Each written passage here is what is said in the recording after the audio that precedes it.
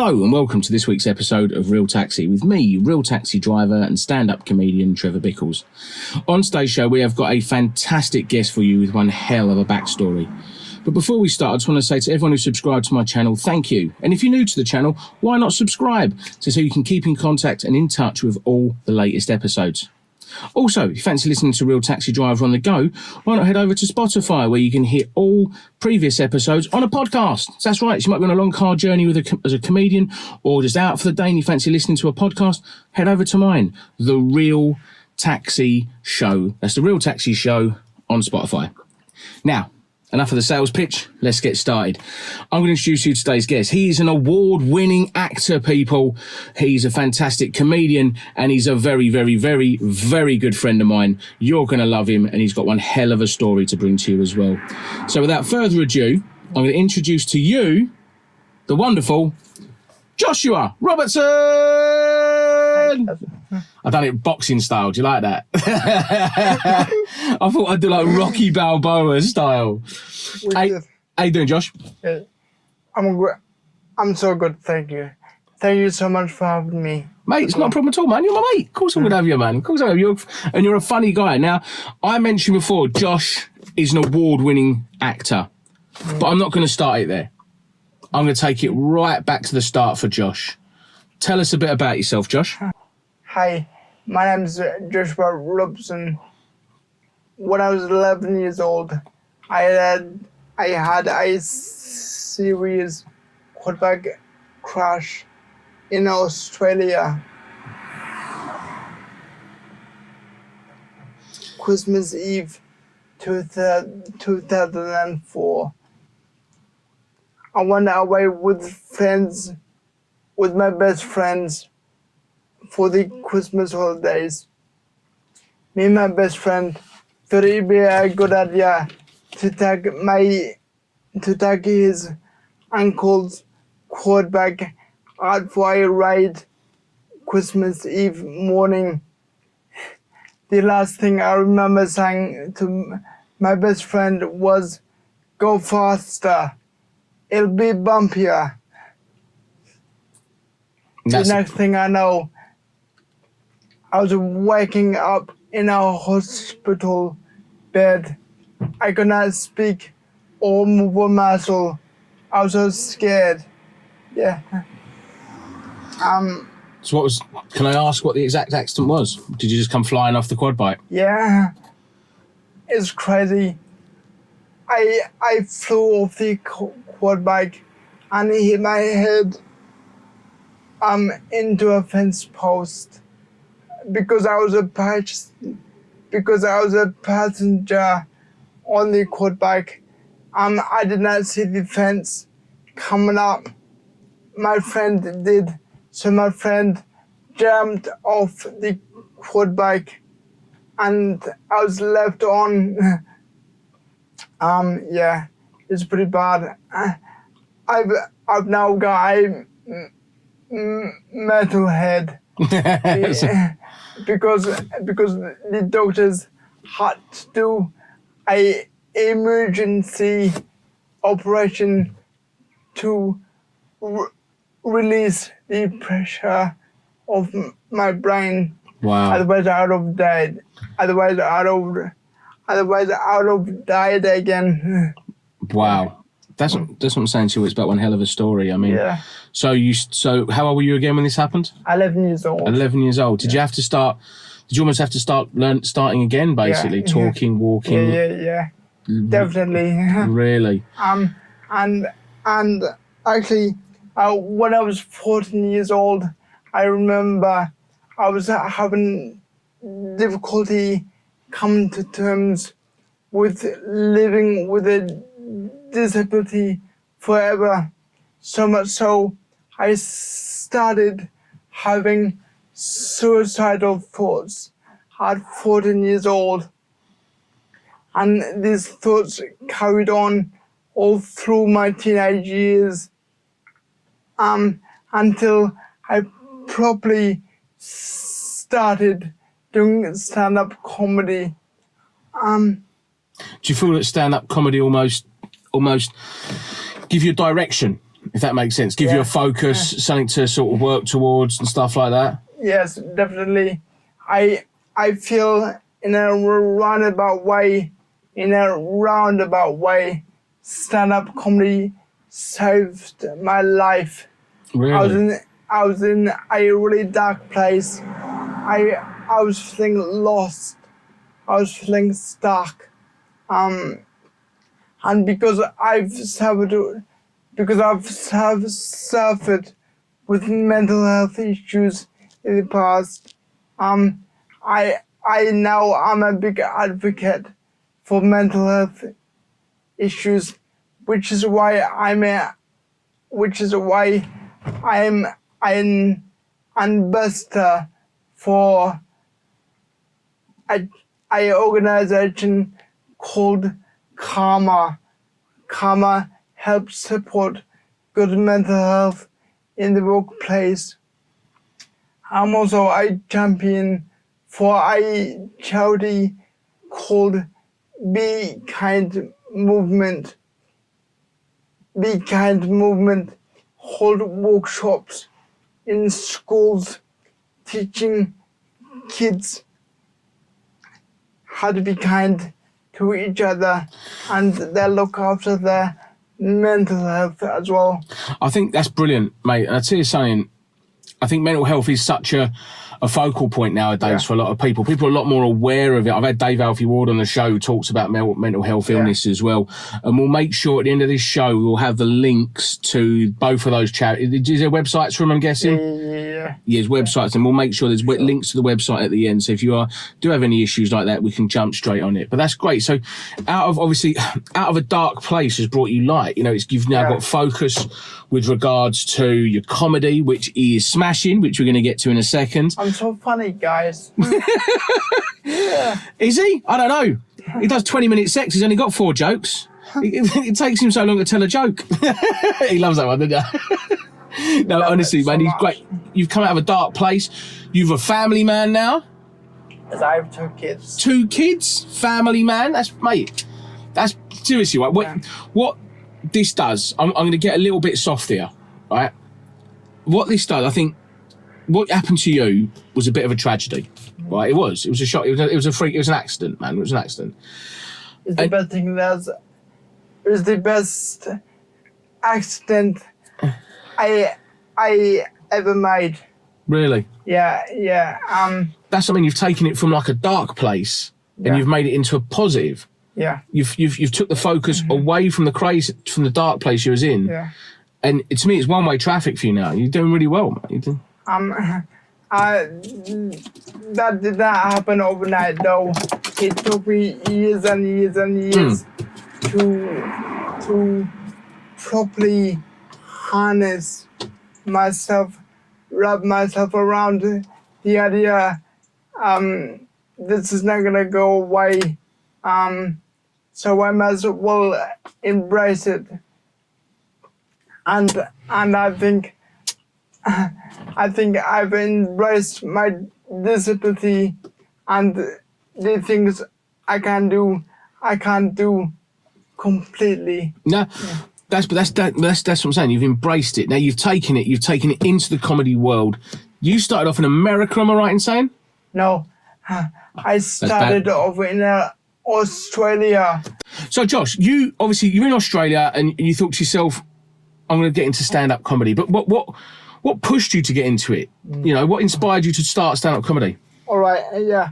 Well, at the end of high school, year 12, all my friends were talking about what they could do as a job after school. So I asked my best friend what he thought I could do.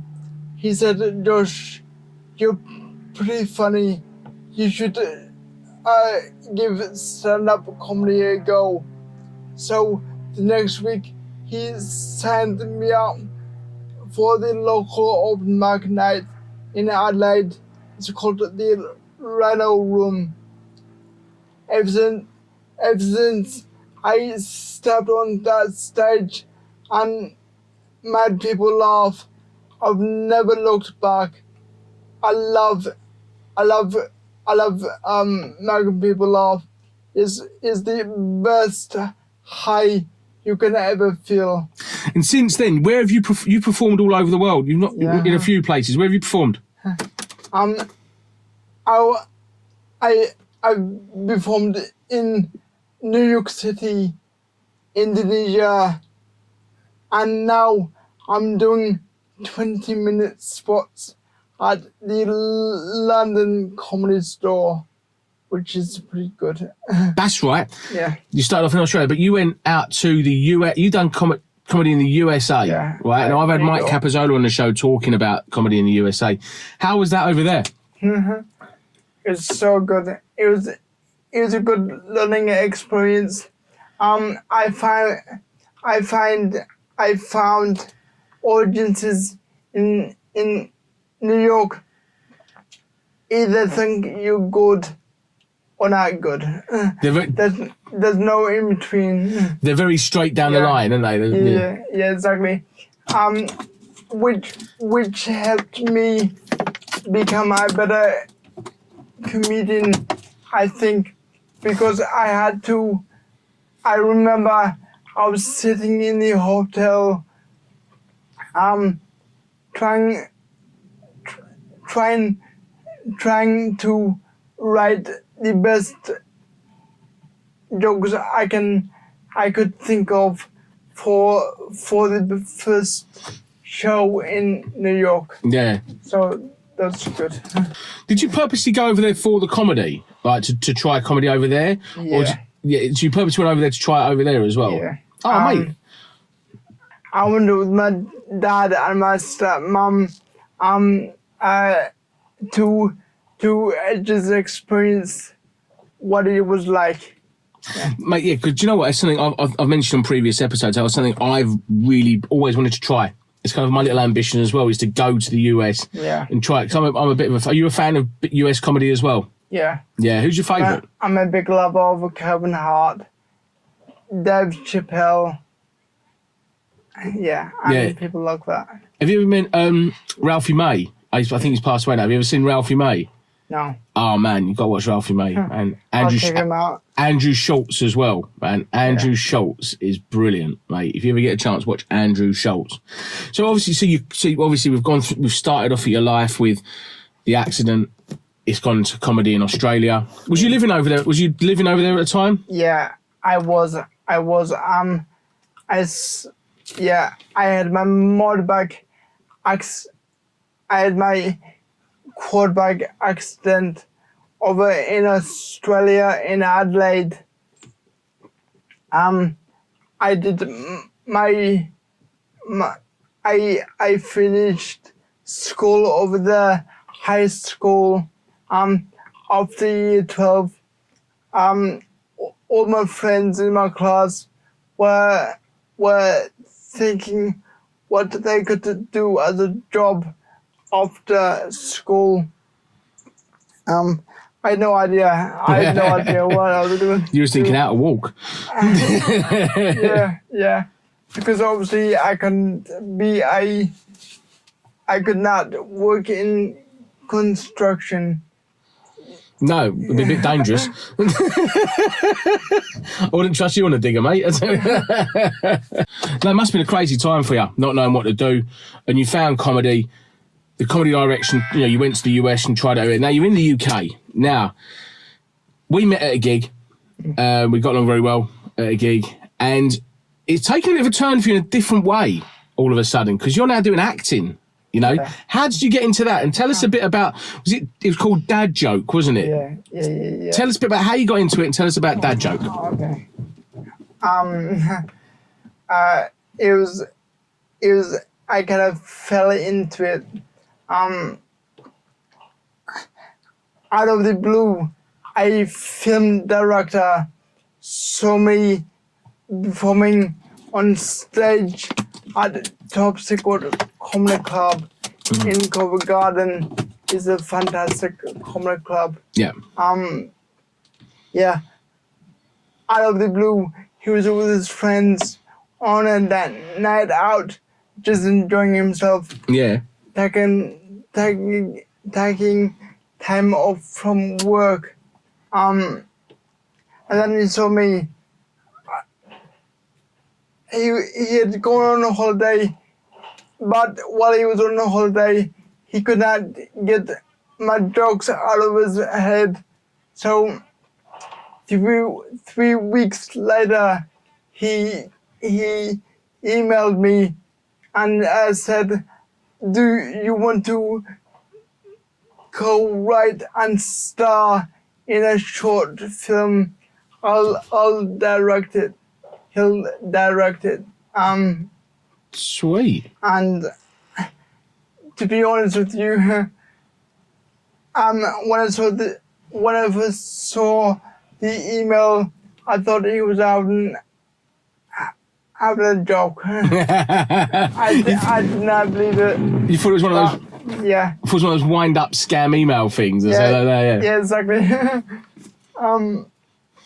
But I thought I'll give it a go. So the next week we met up in Covent Garden. I shared some of my ideas with him. He shared some of his ideas with me. And then we went on to we applied to go on to the BFI scheme with Film London and develop a short film. The support by Film London and the BFI network was amazing. Yeah, it sounds it, mate. I can imagine. I know what you mean. You've sort of probably got this email and you're probably gone to yourself, "What the hell's this? Is this a wind up?" You know what I mean? Now it's called Dad Joke, right? The film is called Dad Joke. Should we tell them what is it about? Is it about? It's not about a dad telling a joke. What's this film about? The film Dad Joke is about a father and a comedian doing a Michael Black show on the night of his child being born. And he has to decide whether he'll leave the show and go to the hospital to see his child being born, or he'll stay at the show and make his dream come true. Because, children and a family have to be supported. So in his mind, he's thinking, I could better support them if I make it and become famous, rather than going to the hospital and sitting in the waiting room. Don't give away the punchline. Give away the story. I want people to watch it, man. Where can they find it? If you want, where would you be able to find to watch it? On my website. Brilliant. What we'll do, we're gonna add all of those links at the end of the show. People will get on all those links and you'll see it there. So, mate, from the timeline of your life, you basically say you had the accident in Oz to comedy to that's what I'm saying. You've then now gone to the US. We're going to get to the award, and the award is for the best lead actor in Dad Joke. A massive achievement for you. Yeah. I bet. When we were filming Dad Joke, I never ever thought that I'd receive best lead actor at the Oxford International Short Film Festival. I never would have thought it. Yeah. No, mate, I bet you wouldn't. I bet you didn't even think that happened, did you? No. At all. No. I mean, do you prefer the acting or do you prefer the comedy? If someone said to you, right, Josh, you got one choice now, acting or comedy, what are you going to stick with? What would you prefer? I love doing acting, but acting is a lot more hard work than comedy for me. Really? Because in acting, if you make a mistake, you need to go back to the start of the script.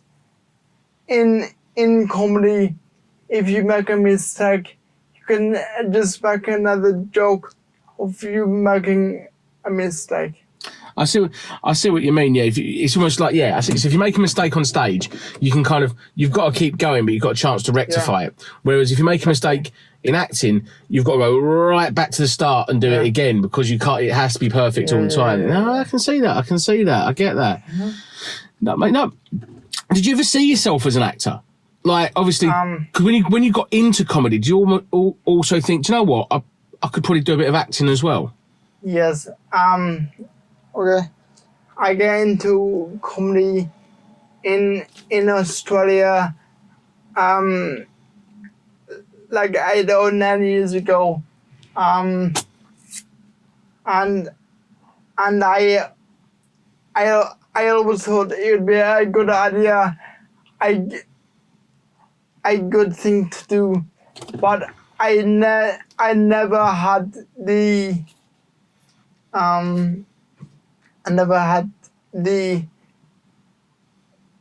people around me to make them kind of moves. Yeah. You know what I mean? Yeah. Pointing in the direction sort of thing. Yeah. That is the number one reason why I wanted to move to London from Adelaide for more opportunity in TV, film, and comedy. Oh, okay. Okay. Oh, so your target was to come here. So it's a good place to do stuff. Yeah. Now, what would be your dream role? Like, if someone said, like, what would be if someone said to you, Josh, could you play Conan the Barbarian? Why did I say Conan I could have said anyone. Why did I say Conan the Barbarian? What would your dream role be? I've sprung this on him, right? He didn't know I was going to ask him this. It's funny you say that. Because actually the short film, that joke, is been developed into a 6-part TV series. So oh wow! So that's pretty amazing. And my hope is to star in that TV series. I'm not sure what's gonna happen yet, though. Well, I think it'd be a bit harsh if they didn't, considering you won the Best Actor. You know what I mean? You've won the Best Actor award, and they're like, right, we're gonna go on telly, but we don't really want you. You know what I mean? You can fuck off, mate. We don't really need you. You've done the hard part. Go away. It's a bit harsh, though, isn't it? If they didn't do that, mate, I'm telling you now. You get a lot of celebrities in my cab, right? We get celebrities all over the gaff in my cab, right? Yeah. Josh, man, do you know what, man? I love your story. What I mean by that is that what you've, like I said at the start, you took something, you've come out of the darkness, right? And when you get in situations like this, you can either go one or two ways. Let it swallow you up or embrace it and roll with it. And you've embraced it, you've rolled with it, you've played the game, and you're going one way forward. You know what I mean? And you're flying. Now, one step forward, 2 steps back would be. That's just Josh walking, basically. That's just Josh's walking. I've helped him. I've dropped him downstairs. All right, this is a long story, right? I'm going to bring it up, right? I helped Josh to gigs, and I'm so sorry. I've never forgiven myself for that day. No worries. Josh, I have really enjoyed this section. I really, really have. I think it's been a great getting to know you, getting to know the timeline of your life from start to finish. What we're going to do at the end of the show, we're going to put on all the links to your charities, to your website where you can find all about Josh. But for the minute, we're going to take a short break, people. That's right. Hit the pause button, go and grab a cup of coffee and come back, because after the break, we're going to play the game that I love to play and ask the question I love to ask all stand-up comedians. Don't go anywhere. Well, I say don't go anywhere. Go and get a cup of tea, then come back. Cheers.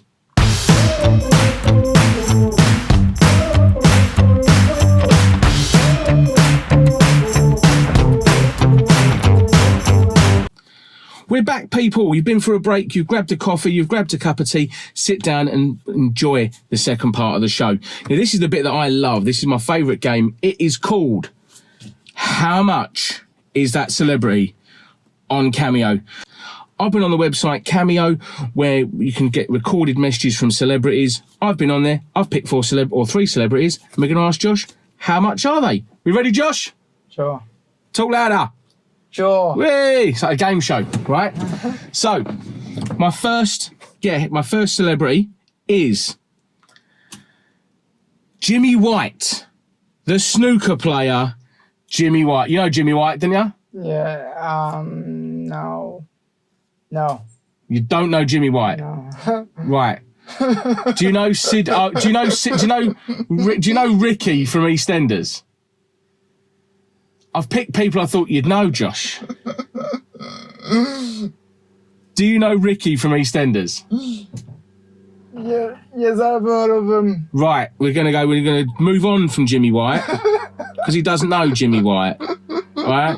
Don't ask me why I picked Jimmy White. I normally theme it, and this week I thought, I'm just gonna go a bit renegade. You know what I mean? I'm gonna go renegade, and we're gonna try different stuff, right? All right, we'll go to Sid Owen then. Sid Owen. Ricky from EastEnders. Right, okay. Yeah? Right. Is Sid Owen £25, £50, or £100? I said 50. He's gone straight in at 50. The answer is £50. He's got it 1 in 1. Yeah. 1 in 1, people. I'm so good, guys. I'm so smart. Right. So the next one, I hope you know this person because she was quite famous throughout lockdown. Did you watch Tiger King? Yes. Do you know Carol Baskin? Yes. It's Carol Baskin, people. Right. Is Carol Baskin from Tiger King £80, £180, or £280? £80. Say that again?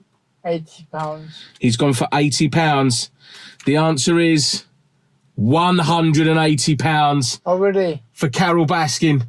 180 quid for her. Yeah. That's ridiculous, isn't it? Yeah. And the final one. Now, I know you know this person. Everyone knows this person, all right? Sir Geoff Hurst, MBE, 1966 World Cup winner. Cool. Don't you say who, I'll fucking kill you. Don't you say who. Right. Is Sir Geoff Hurst, get this right, £40, £60, or £80? £80. He's gone straight in at £80. No messing about. 2-footed challenge. The answer is £80. Yeah, I'm so smart, guys.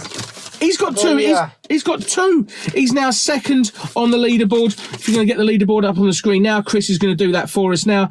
We've got a lot of people in the one club.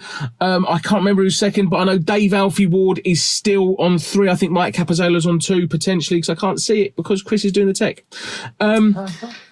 Mate, you're doing the 2 club. That's a decent club to be in. You're not in the 1 club. There's a lot of people in the 1 club. Yeah. Right? Now, we're going to move on to the question that I love to ask all stand-up comedians. Okay? And it's a question I find the most interesting and fun. So, Josh, tell us about your craziest or worst gig experience. Joshua. Right. The worst gig I ever had was at Bill Murray a few years ago. I saw this I saw two people on a date with each other, and I started making fun of them. The lady in the date took offense to what I was saying, and she stood up and called me a sexist. What were you saying? And I personally believe it's one of my best jokes ever. But this woman took offense to it. The joke was about me not being able to run away from her if we were on a date together. There's nothing wrong with that. I know the joke you're talking about. Yeah. I remember it now. Yeah. I know. We're not going to say it on camera. You need to go and see him live to listen to it. But, so basically, you've said this joke. The woman took total offence. Yeah. And what happens? And she stood up and called me a sexist.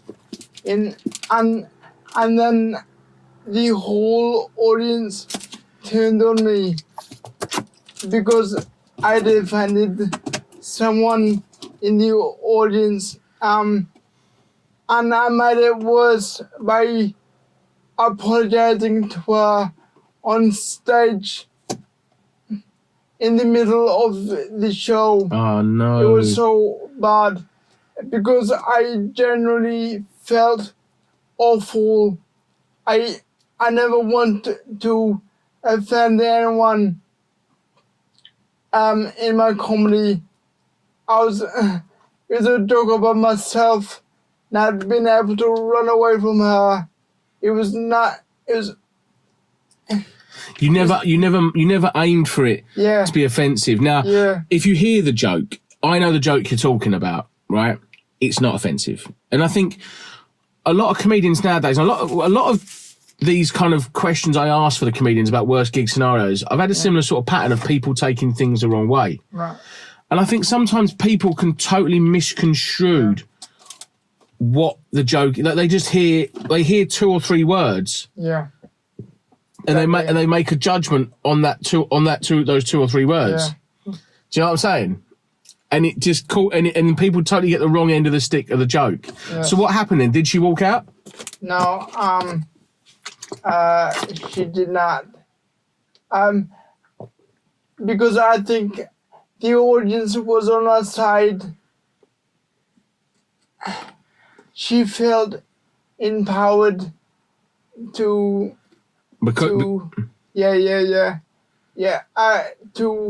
just stand her ground. But as I said, I felt awful about upsetting her. And I think some people don't realise that as in audience members, how they think, obviously it affects them, which is fine, but I don't think they realise how much it affects the comedian. And especially a comedian, they could probably tell throughout your whole set, you're not an offensive person. You don't go out to seek to cause offence. Do you understand what I mean? So the fact that she's taken this stupidly the wrong way, yeah, I can see how it's really, really affected you. But mate, no, I can feel your pain. Every comedian can feel your pain. So if you want to listen to some offensive comedy, go to Josh. And I'm joking.